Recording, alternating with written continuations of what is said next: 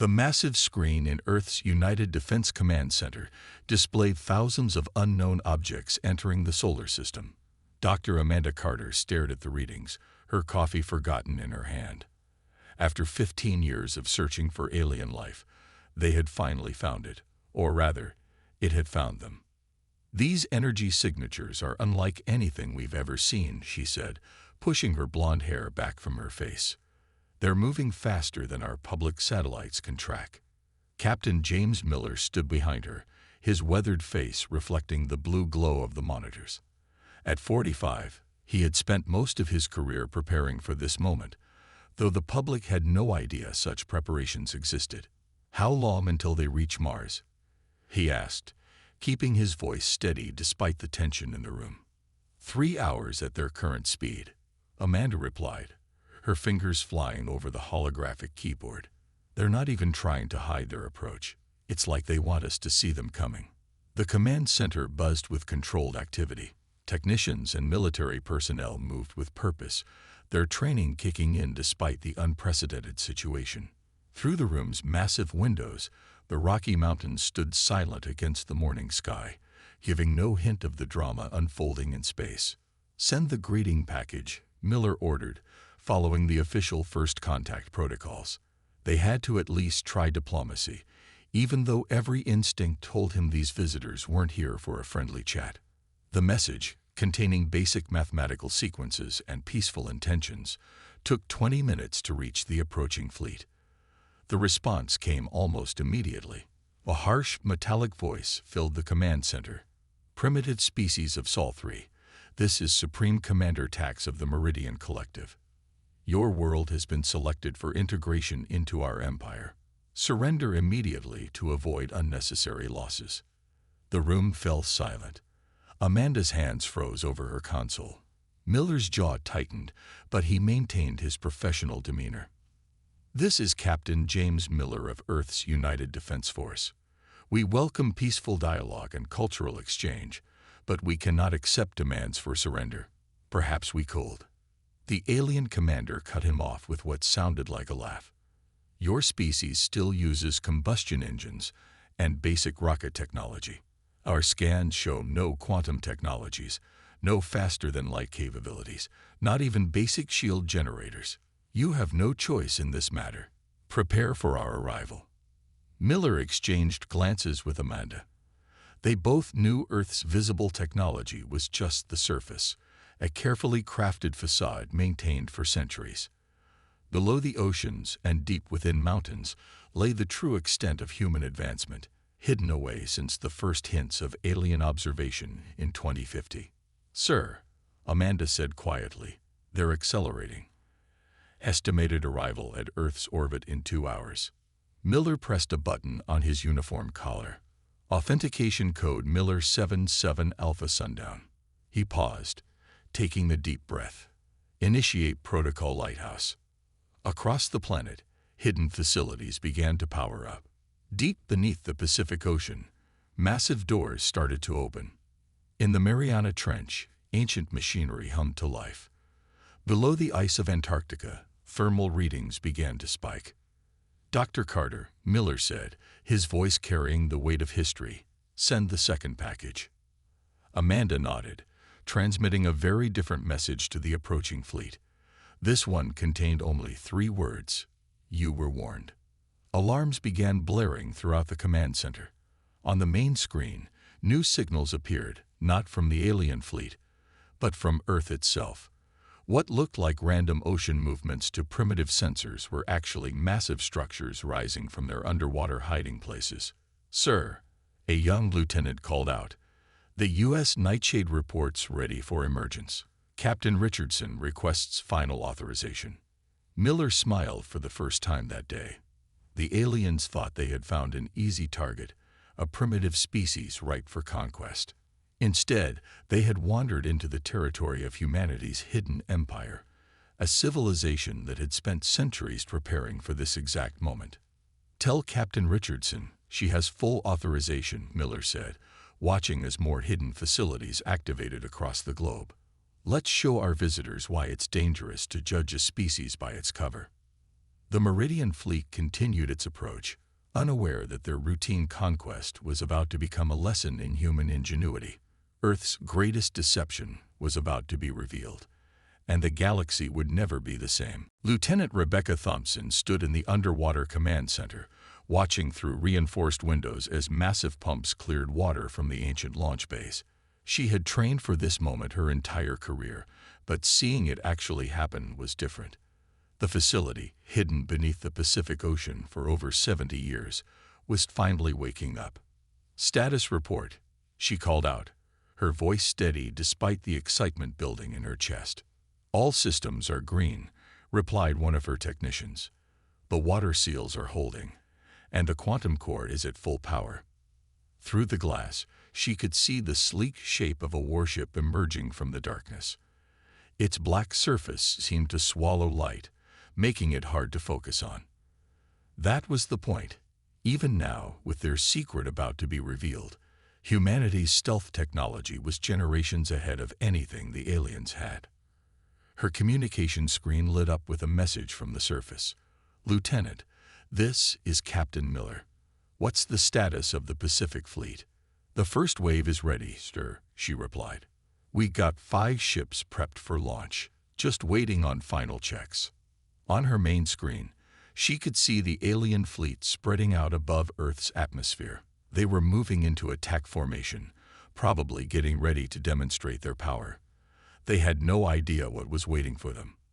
A new voice joined the conversation. "This is Thomas Anderson from Engineering. I'm heading up to the surface. The alien diplomats need to understand what they're dealing with." Rebecca smiled. Tom was one of the oldest engineers in the program, a veteran who had helped design these ships decades ago. If anyone could explain humanity's true capabilities to the aliens, it was him. "Be careful up there," she said. "We're picking up energy readings. They might start shooting soon." As if on cue, flashes of light appeared in the sky. The aliens had opened fire on Earth's orbital defense stations, the old ones, the decoys that were meant to be seen. They took the bait. Miller's voice came through again. "Lieutenant Thompson, begin Operation Darkwater." Rebecca's fingers flew across her control panel. Around her, the underwater base hummed with power as more hidden chambers began to open. This facility wasn't just a hangar, it was one of 30 similar bases scattered across Earth's oceans. "All personnel, battle stations," she announced over the base's speakers. "This is not a drill. I repeat, this is not a drill." The main screen showed the alien ships moving closer, their weapons destroying the simple satellites and defense platforms in orbit. They thought they were proving their superiority. Instead, they were falling right into position. "Ma'am," one of her officers called out, "look at this." Rebecca turned to another screen showing the Mariana Trench, deep in the darkest part of the ocean. Something massive was moving. The U.S. Nightshade, humanity's flagship, was preparing to surface.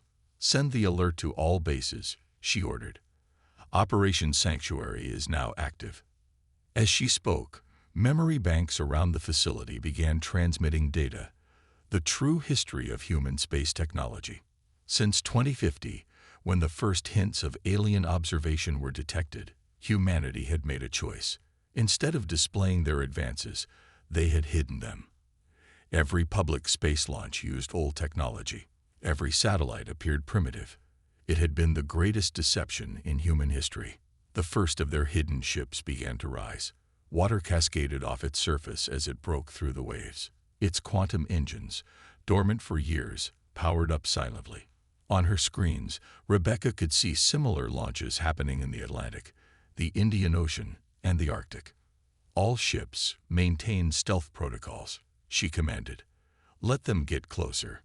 Thomas Anderson's voice came through again, this time from the surface. "The alien diplomats are watching the launches. You should see their faces. They finally realize they've made a terrible mistake." Above them, the Meridian fleet continued its attack, unaware that they were being surrounded. Humanity's hidden ships rose from the oceans like ghost ships, their advanced technology making them nearly invisible to alien sensors. "This is control to all ships," Rebecca announced, feeling the weight of history in her words. "You are cleared to engage. Show them why humanity has been hiding its strength." As the first shots were fired, not from the aliens this time, but from Earth's hidden fleet, Rebecca thought about all the years of preparation, all the secrecy, all the careful planning. The aliens had expected to find a primitive civilization. Instead, they had stumbled into humanity's trap. The real war was about to begin. Commander Michael Wright stood at the control center of humanity's best-kept secret. Deep within the Mariana Trench, surrounded by miles of dark water, Project Nightshade was finally ready to show itself to the world. "All systems are go," he announced, looking at the massive ship through the base's reinforced windows. "Begin power-up sequence." The U.S. Nightshade was huge, over 3 miles long and packed with technology that would make the attacking aliens think twice about their invasion. Its black surface seemed to eat light, making it hard to look at directly. That was just one of its many secrets. Above them, the battle had already begun. Earth's hidden fleet, now emerged from the other ocean bases, was giving the Meridian forces more trouble than they had expected. But the real surprise was yet to come. "Commander," his communications officer called out, "Thomas Anderson is ready to begin his presentation to the alien diplomats." On the surface, in the United Defense Command Center, Thomas Anderson stood before a group of shocked alien representatives.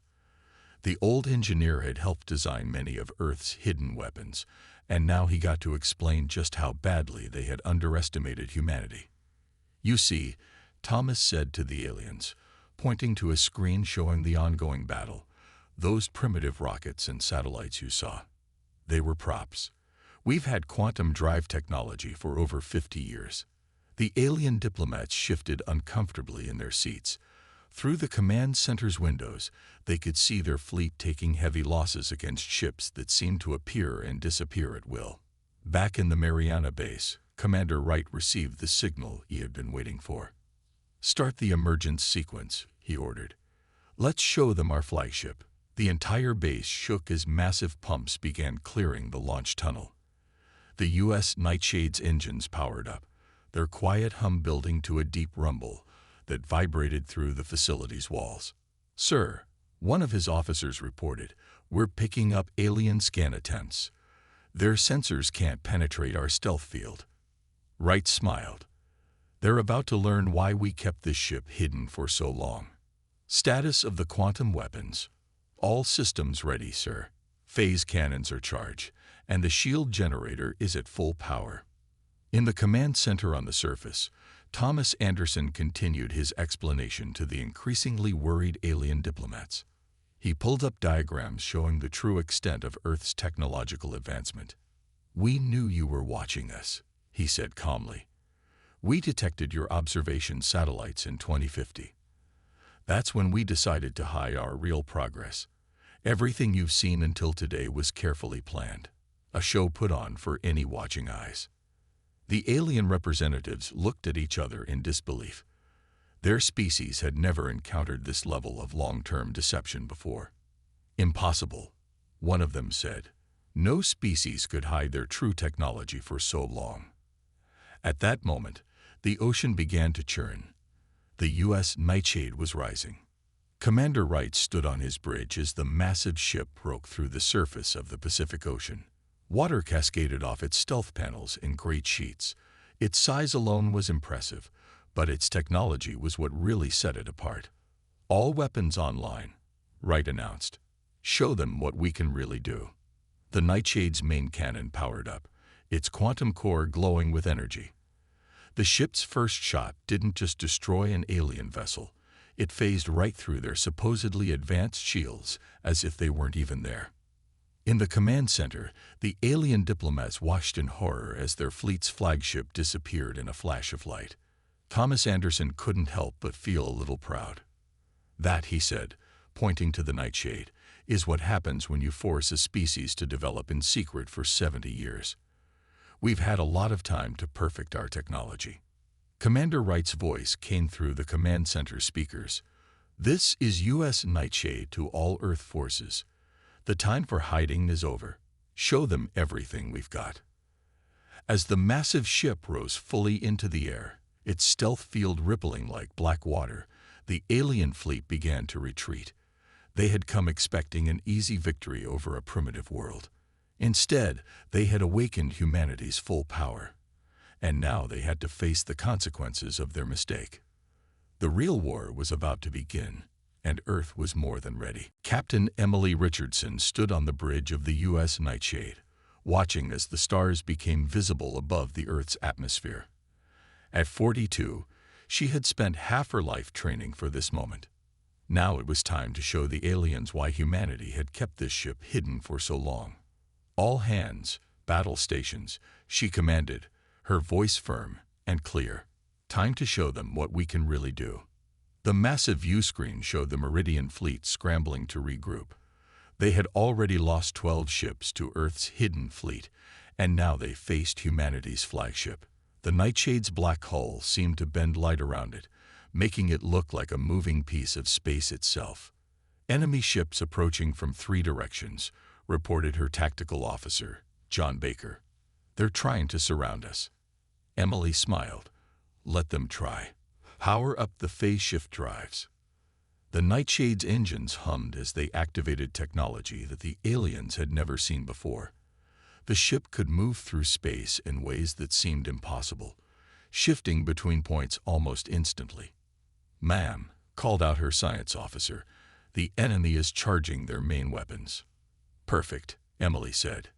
"Time for demonstration number 1. Activate quantum shields."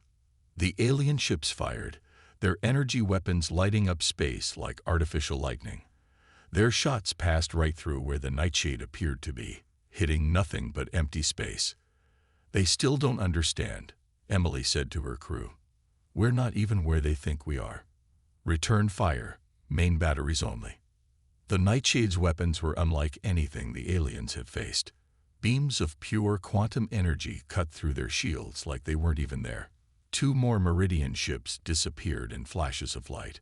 Back on Earth, in the United Defense Command Center, Captain James Miller watched the battle with pride. The aliens' arrogance was costing them dearly. "Status report," he called out to his staff. "Sir, our hidden fleets are engaging enemy forces worldwide," replied Lieutenant Thompson over the comlink. "We've lost no ships so far. Their weapons can't get through our quantum shields." The aliens had thought Earth's technology was primitive. They had no idea that humanity had spent decades perfecting quantum phase technology, which let their ships partly exist in another dimension during battle. It made them almost impossible to hit and let their weapons bypass any known shields. On the Nightshade's bridge, Captain Richardson watched as more enemy ships arrived. "They're calling in reinforcements," she noted. "Good. More ships means more lessons to teach." "Captain," John Baker called out, "they're trying to target our engines with some kind of new weapon." "Initiate Protocol Shadow," Emily ordered. "Let's show them another trick."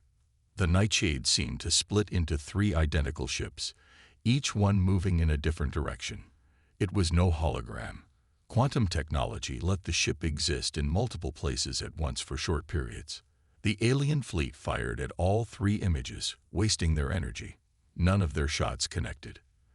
The real Nightshade phased back into single form behind their lines. "Target their command ship," Emily ordered. "Main cannon, full power." The Nightshade's primary weapon powered up, drawing energy directly from quantum space. The beam that shot out was darker than the space around it, like a line of pure shadow. When it hit the alien command ship, the vessel didn't explode. It simply ceased to exist. "Message from Earth Command," her communications officer announced. Other hidden fleets report similar success. The aliens are starting to retreat. Emily nodded. "Send this message to all enemy ships. This is Captain Emily Richardson of the U.S. Nightshade. You came to our world thinking us weak. You judged us by what we showed you, never asking what we might be hiding. This is your one chance to retreat. Next time, we won't be so merciful." The remaining alien ships began to pull back, their formation broken. They had come expecting to find easy prey. Instead, they had found a species that had spent generations preparing for war, developing technology in secret while showing a peaceful, primitive face to the galaxy. "Captain," John reported with a grin, "they're running." "Let them go," Emily said. "Let them tell others what they found here. Let the galaxy know that humanity is not to be underestimated." The Nightshade hung in space, its black hull reflecting no light, a silent guardian of Earth. The first battle was over, but Emily knew this was just the beginning. The galaxy was about to learn just how powerful humanity really was, and they were ready for whatever came next. Lieutenant Daniel Foster crouched inside his stealth pod, watching the massive alien command carrier through his viewport. His team of 6 special operations soldiers had trained for years for missions like this. Now it was time to put that training to use. "All teams in position," he whispered into his comm unit. "Ready to begin Operation Lights Out." The alien ship was huge, nearly 5 miles long. After their defeat by the U.S. Nightshade, the Meridian forces had pulled back to regroup. They didn't know they had humans aboard their own command ship. "Remember," Daniel told his team, "we only need to reach their main control room. Our quantum phase suits will handle the rest." The suits were another of humanity's hidden achievements. They let the soldiers walk through walls and remain completely invisible to alien sensors. The Meridians had no idea such technology was possible. Back on Earth, Admiral Robert Hayes watched the operation from the command center. Multiple screens showed the retreat of alien ships from Earth's orbit. Their first attack had cost them dearly. "Status of the planetary shield?" he asked. "Ready for full activation, sir," responded a technician. "All ground stations report green." The Admiral smiled. This was humanity's greatest defensive achievement, a shield that could cover the entire planet. They had kept it powered down until now, letting the aliens think Earth was defenseless. Inside the alien ship, Daniel's team moved silently through walls and decks. Their quantum suits let them see through solid matter, making navigation easy. They passed dozens of alien crew members, none of whom could see them. "Control room ahead," Daniel reported, beginning final approach. In space, more alien ships were arriving through faster than light travel. They thought numbers would help them win. They were wrong. "Sir," a young officer called to Admiral Hayes, "enemy reinforcements are entering the system.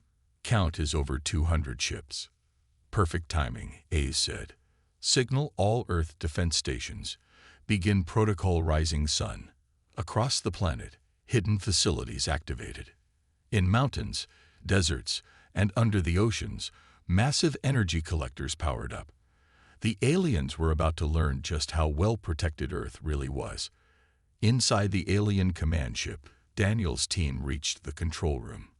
"In position," he whispered, "ready to show them our next surprise." "Execute," came the order from Earth. The Special Ops team deactivated their phase suits right in the middle of the alien control room. The Meridian commanders jumped in shock as 6 humans appeared out of nowhere. "Your attention, please," Daniel announced calmly, holding up a small device.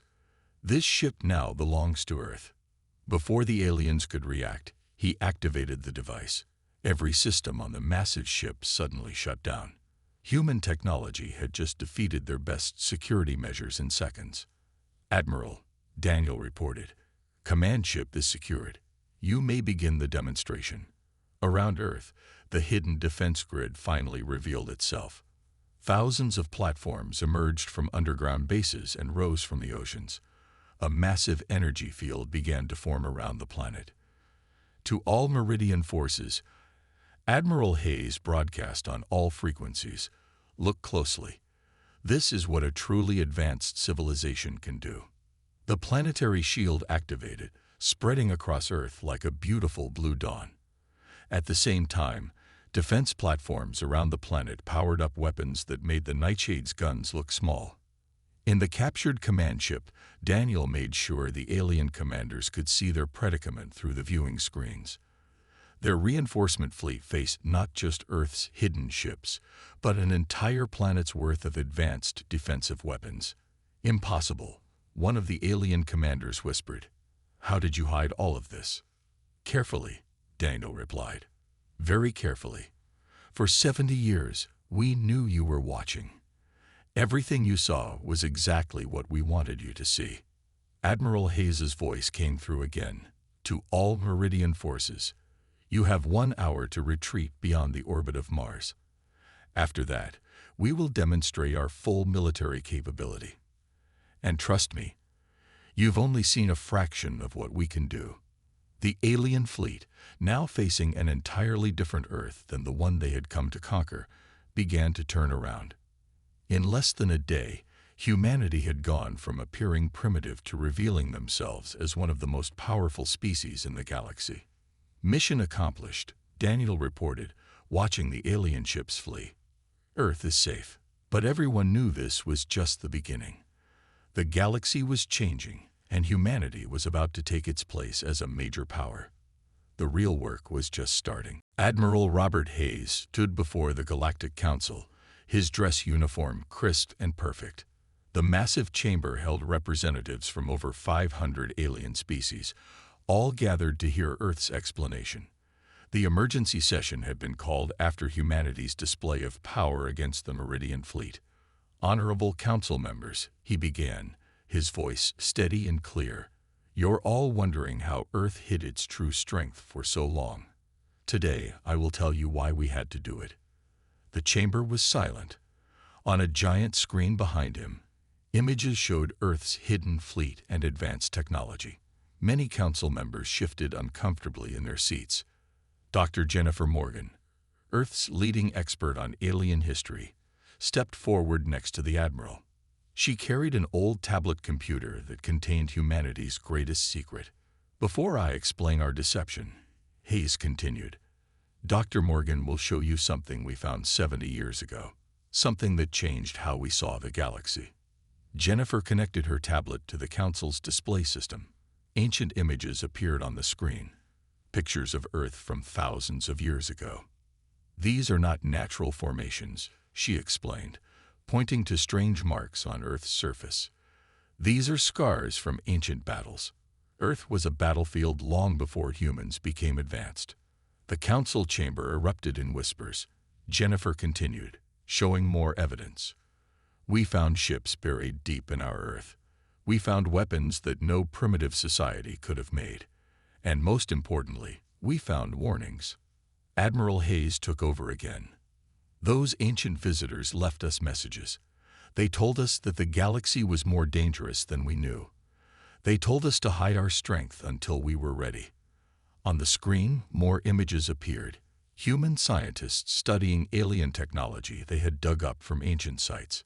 We didn't develop all this technology alone, Hayes explained. We had help from those who came before. They taught us to hide, to wait, to prepare.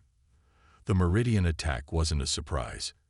It was exactly what we had been waiting for. One of the council members, a tall being with blue skin, stood up. Are you saying Earth knew about galactic civilization all along? Yes, Hayes replied. We detected your observation satellites in 2050, but we had already been preparing for nearly 20 years by then. Every rocket launch you saw, every primitive satellite we sent up, it was all part of our cover. Dr. Morgan brought up new images showing Earth's hidden facilities being built. We developed in secret, underground and underwater. Everything we showed to space was carefully planned. We even made sure our radio signals seemed primitive. The council chamber was completely silent now. The implications were huge. If Earth could hide so well, other worlds might be doing the same thing. The Meridian Collective attacked us because they thought we were weak, Hayes continued. They made the same mistake that has been made against Earth many times before. The ruins we found proved that. He pressed a button, and the screen showed the U.S. Nightshade rising from the ocean. This ship, we built it using both our own science and technology we learned from ancient ruins. We have dozens more like it, hidden all across Earth. Dr. Morgan stepped forward again. "We're not here to threaten anyone. We're here to join galactic society, but as equals, not as victims. The time for hiding is over." An older council member stood up slowly. "Why reveal everything now? Why not stay hidden?" Admiral Hayes smiled slightly. "Because the warnings we found told us something else, something important. A greater danger is coming, one that will threaten everyone in this room. Earth didn't just prepare to protect itself. We prepared to help protect all of you." The chamber burst into excited discussion. The idea that a supposedly primitive world had not only fooled everyone, but had also been preparing to help protect the galaxy was unprecedented. "We invite any of you to visit Earth," Hayes concluded. "We'll show you everything. Our cities, our technology, our true civilization. The time for secrets is past. Now it's time for all of us to work together." As the council members talked among themselves, Hayes and Morgan shared a knowing look. This was just the beginning. Earth was about to take its place as a major galactic power, but more importantly, they would help prepare the galaxy for what was coming. The greatest test still lay ahead, and Earth would make sure the galaxy was ready for it. 6 months after Earth's revelation to the Galactic Council, Captain James Miller stood on the observation deck of the newly built space station Unity. The massive station hung in orbit around Earth, serving as a meeting point between human and alien civilizations. "Beautiful view, isn't it?" he said to the young alien diplomat beside him. Through the window, they could see Earth's planetary shield shimming like a gentle blue bubble around the planet. Ships from dozens of alien worlds moved carefully through designated entry points. "Your world has changed everything," the diplomat replied. 6 months ago, we thought Earth was primitive. Now you're teaching us technologies we never imagined possible." Miller smiled, remembering how different things had been when the Meridian fleet first arrived. Now the Meridians themselves were among Earth's closest allies, having learned a valuable lesson about judging other species. In the station's main hangar bay, Commander Michael Wright supervised the loading of the U.S. Nightshade. The massive ship was preparing for its first official mission as part of the new Galactic Defense Force. "All quantum core systems check out perfect," reported Thomas Anderson, who had become the lead instructor for alien engineering teams learning about Earth's technology. "She's ready to go." The mission was important. After Earth revealed the warnings about a greater threat approaching the galaxy, many worlds had asked for help preparing their defenses. The Nightshade would lead a fleet of ships to help protect younger civilizations. Down on Earth, Dr. Jennifer Morgan stood in front of a classroom filled with alien students. The newly established Earth Defense Academy had become the most sought-after learning center in the galaxy. "Today's lesson is about hiding in plain sight," she explained, showing images of Earth's old rocket launches. "Sometimes the best defense is letting others underestimate you." Her students took notes eagerly. Many of them would return to their homeworlds to help build similar defense systems. Earth had learned from its past, and now it was helping others prepare for the future. In the Pacific Ocean, Lieutenant Rebecca Thompson watched as another hidden base opened its doors. But this time, it wasn't in secret. Alien observers watched in amazement as more advanced ships emerged from the depths. "Each ship will be assigned alien crew members for training," she explained to the observers. "We're all in this together now." The galaxy had changed dramatically. Earth's revelation had sparked a new age of cooperation and advancement. Species that once looked down on primitive worlds now searched them carefully for hidden strength. Admiral Hayes stood in his office at the United Defense Command, reading reports from across the galaxy. The star map on his wall showed hundreds of worlds now allied with Earth, learning and growing stronger together. "Admiral," his assistant called through the comm system, "Captain Richardson is ready to begin the first joint fleet exercise." Through his window, Hayes could see the massive fleet gathering above Earth, ships of all shapes and sizes, from dozens of worlds, preparing to train together. Emily Richardson, now promoted to fleet commander, would lead them. "Tell them to proceed," he ordered. Let's show the galaxy what we can achieve together. The exercise would test new combined tactics, mixing Earth's advanced technology with the unique abilities of other species.